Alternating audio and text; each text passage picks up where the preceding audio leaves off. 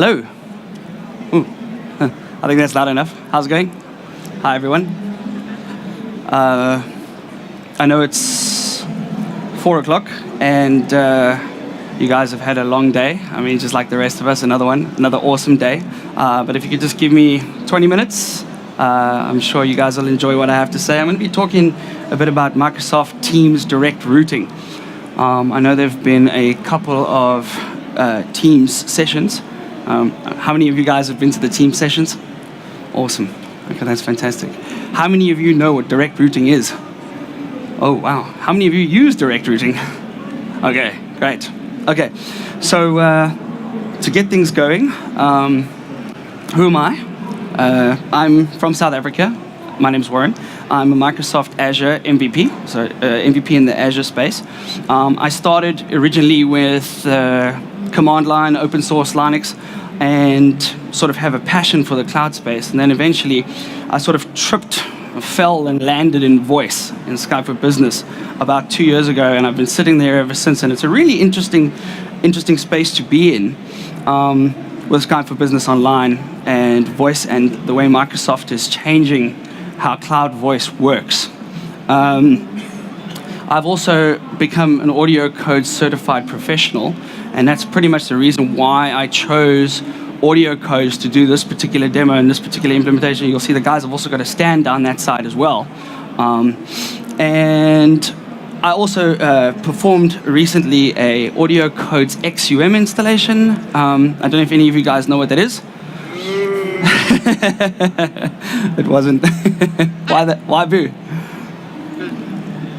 Okay, well, anyway. Yeah, we just turned it off. Right, well, the idea is that you need to get voicemail into the cloud from a legacy PBX, and XUM is something that does that. So before I begin, I'd like to say a huge thank you to Timothy Lothering back in South Africa, the Microsoft subsidiary. He's a cloud voice architect, and he helped me through this particular team routing design back in South Africa. And we actually have a product live up and running where we have a multi-tenanted SBC that's servicing a bunch of Teams clients and connecting them to the PSTN. So I'll start with where to start. Okay, so there's a couple of things that people sort of don't know or do know. I'm just going to rehash them. So you need a valid Office 365 tenant, and you need licenses, and you need the phone system add-on as well.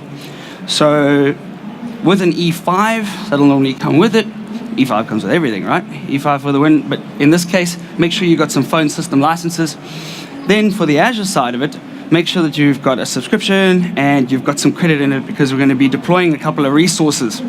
Then you need the AudioCodes Mediant CE appliance. So CE standing for Cloud Edition. The idea is that this particular VHD that you get from AudioCodes is designed to run inside of Azure. So it comes with all the bits and pieces that allow it to boot correctly. Then a valid certificate is what you need. Third-party certificate for your SBC, so that your SBC can connect successfully over the internet to Microsoft's SBCs. Without a valid certificate, Microsoft says no. All right. And then, last but not least, don't laugh.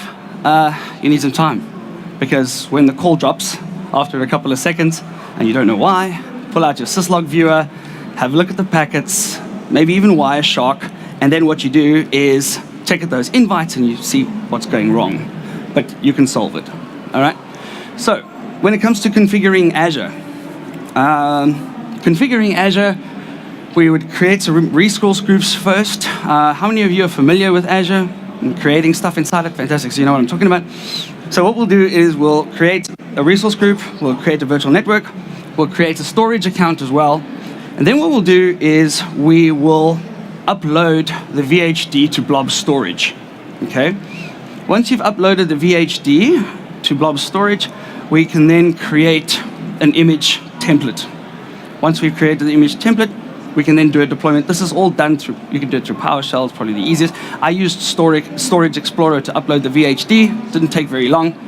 Now, something to bear in mind when you create these resources is that you can't defy physics, okay?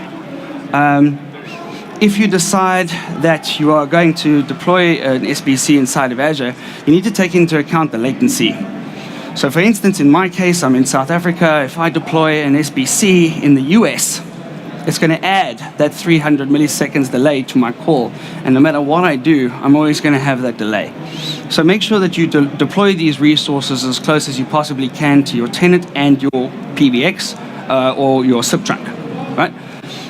Network interfaces and public IP addresses. In this particular scenario, what I did was I chose to use two public interfaces. However, I call one my external network and one my internal network. The idea behind this is so that the internal network I can connect to my PBX, and then the external one is what I use for Teams. Each one of these is NATed as well. Once we've done all that, we attach the interfaces to the SBC, and we can keep going from there. Some things to think about. When it comes to this particular environment, there are always a minimum of 2 trunks, okay? One will either go to your PBX or your SIP provider, and the other one is going to go to Office 365, to the Teams endpoints. For your model, you can pretty much do it in 2 scenarios. I say enterprise model and hosting model. If you are a large company, you would generally choose the enterprise model. This would allow you to have one connection to Teams and then one connection to your PBX. However, if you choose to have the hosting model, which is something that we've done, is you can connect to multiple Office 365 tenants. And you can have multiple chunks to all the different Office 365 tenants, as well as different PBXs and different chunks. And you would be able to support your clients with a multi-tenanted model. And you can basically become the guy that connects Teams to the voice network, and you can provide it as a service, which is what we're doing in South Africa. Transcoding. Transcoding is another thing to think of. When you're using Silk, narrowband or wideband, Silk is a very efficient protocol, sometimes more efficient than G711. And in this case, when you're enabling transcoding, you must remember that there's always 2 legs to a call. All right? There's incoming to the SBC and outgoing to the SBC. So the idea is that each one of those legs is going to be transcoded. So if you buy 50 transcoding licenses, then you can only have 25 concurrent calls. So that's something to be mindful of as well. Same with your SBC licenses as well. Something to also be mindful of when it comes to the licensing is attached, and I will get to this now in the next slide, to the to the MAC address of these servers. And so when you deploy the AudioCodes Cloud Edition, it deploys it with a dynamic MAC address inside of Azure. Now, if you're looking to deploy some sort of disaster recovery or Azure Site Recovery, and that machine needs to fail over, it's going to fail over with a different MAC address, and your licensing is going to disappear. So if your calls all of a sudden stop working, you understand why. When it comes to configuring the AudioCodes device, this is a very super high level, like super high level, but the idea is your licensing is something that you need to configure first. In our case, we work on a 20% concurrency ratio. I don't know how you guys are. I suppose it depends on the type of business you're in. So if you have a customer that's 50 users and we work on a 20% concurrency ratio, that's 10 licenses. So we work on a 10 licenses that we would purchase from AudioCodes for this particular installation. IP network, as I said before, we would allocate an interface for internal, interface for external. I mean, ideally, you could probably use ExpressRoute for this as well, where you attach the internal network to a VNet, and then the VNet can then talk via ExpressRoute through to your IP PBX on site. Certificates, again, always make sure that the certificate is valid. If the certificate is not valid and matching the hostname, Microsoft says no, and you won't be able to connect to Teams. Your signaling and media, that's another big one. When it comes to signaling and media, you will choose a specific set of ports, all right, on the SBC that are going to be used when establishing that RTP stream of. And those ports, you will then specify those ranges inside of the AudioCodes configuration and make sure that the firewall is configured the same way. So in our case, we will be using network security groups inside of Azure, and you would need to make sure that those match up. Otherwise, your signaling is going to happen, and the call is going to drop after 30 seconds because the call can't be established. Troubleshooting. AudioCodes syslog viewer is probably your best friend. Great application, and it's from AudioCodes directly, as well as your ini edit, which allows you to edit the configuration of the SBC before uploading the configuration to the SBC. And then another one, always back up your config.ini. So the config.ini can be restored to a blank SBC and restore everything back to the way it was. It's beautiful. So always back it up. In case you break something, you can just quickly connect to the SBC and you can restore it. When it comes to configuring your Office 365 tenant, okay, pairing the SBC with Microsoft phone system can be done completely with PowerShell, which is great, right, for all of us command line guys. So I will show you the PowerShell. I mean, I'm not going to exactly create the connection, but I'm going to show you how it looks. Once you've paired the SBC, you can then validate the SBC. Another thing that you must also be very mindful of here is, so the external host name of your SBC will have, the FQDN will have a domain. That domain needs to be a validated domain against your Office 365 tenant. So if, let's say, my external address is sbc.domain.com, domain.com needs to be inside my Office 365 tenant. So when you're doing a multi-tenanted model, like we did, we would create the domain, and then what we would do is we'd create a fictitious DNS record or some sort of subdomain. So let's say sbc.provider.com, and then you can take that and activate sbc.provider.com in the client's tenant. And that is the only way you'll get it working. Then what we do is we create a user in Office 365 and we assign them the phone license. We then make sure that they are homed in Skype for Business Online.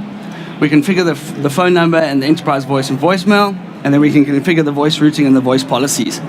Then another thing that we need to do is make sure that direct routing is the preferred calling client, or Teams is the preferred calling client for the users. Here's a link at the bottom which explains all of this stuff, and you'll be able to see it in more detail. So, now, demo time. All right. Is that the right one? All right. So, what I'm going to do is I'm going to show you what the installation looks like in Azure. So, if you look over here, I've created my resource group over there. Now, can everybody see okay? All right. So, zoom in. All right. How's that? All right. Okay. So you'll see there, what I've done is I've uploaded the image, and then once I uploaded this particular image, I went in and created a virtual machine. When it comes to speccing the virtual machine, all right, so the minimum requirements that AudioCodes give us is a 4 CPU, 4 gig of RAM server. Obviously, this would change based on how many concurrent calls you would want to have and what sort of transcoding that you're looking to do. So you'll see then what I've done is I've attached the 2 network interfaces over here to the virtual machine, and then I've attached the 2 public IP addresses. So now, if we look at the network security groups that are there, you'll see in this particular, you'll see these are the rules that I've created for the voice. So in this case, this is the external interface, and you'll see that I've got a 5000 port, which is what I've configured Office 365 to talk on. Now, something also to be very mindful of is port 5060 is generally a port for voice. And the minute you have 5060 open on the internet, people are going to try to make calls. It doesn't matter who they are, but you'll say China, they were going to go crazy on that thing. So change it. Change it from the default port. As well as you'll see I've limited it here to the known addresses of Teams. So those are over there. And so this will only accept stuff on port 5000 from Teams. Then you'll see, for sake of this demo, what I went and I did was I created a 3CX PBX. So all I did was I go to PBX Express and I created a PBX. And you'll see inside here, this would be the management system. It was quick and easy for us to do this test. I created it. I then went and I created a SIP trunk to the AudioCodes SBC, and you'll see it's pointing to that particular IP address. That is the IP address that I can then manage the AudioCodes SBC on as well. Let me just log in.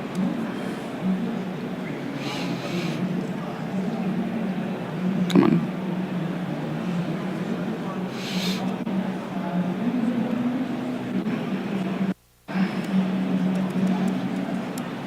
Come on. When your browser doesn't work.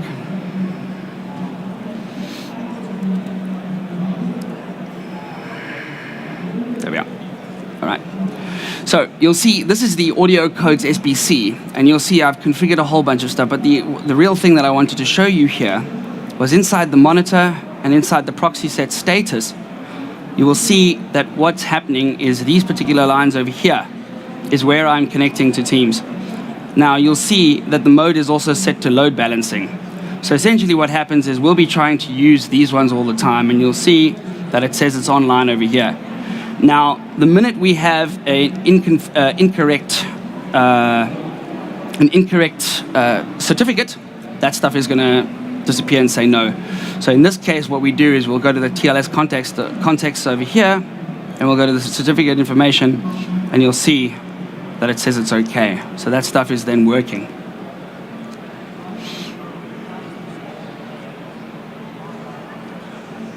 All right, so now, how do we see what's going on the SBC?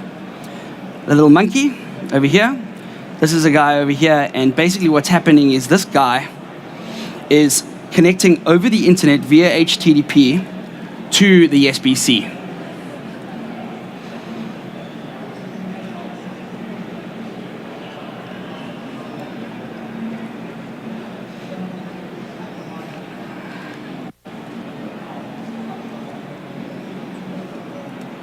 And you'll see there's a bunch of registrations that haven't.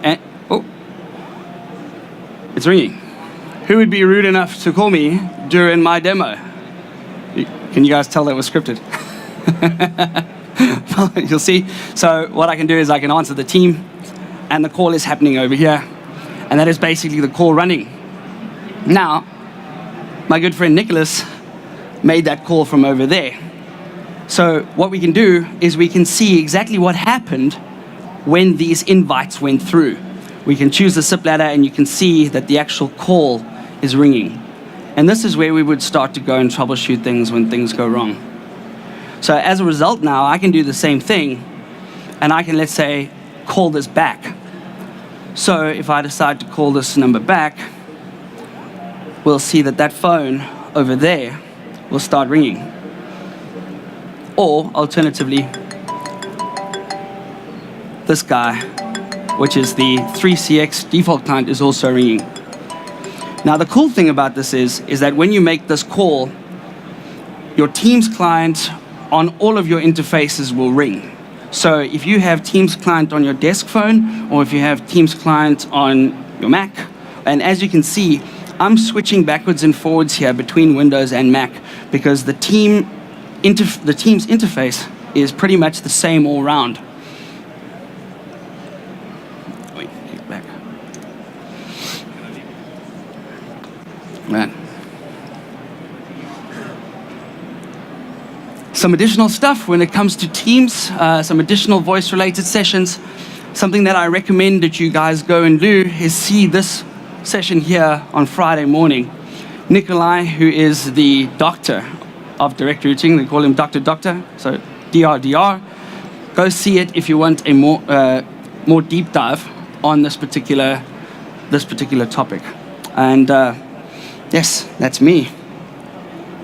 If you guys have any questions, please come see me afterwards. But other than that, that's I think my 20 minutes. Thanks very much, guys.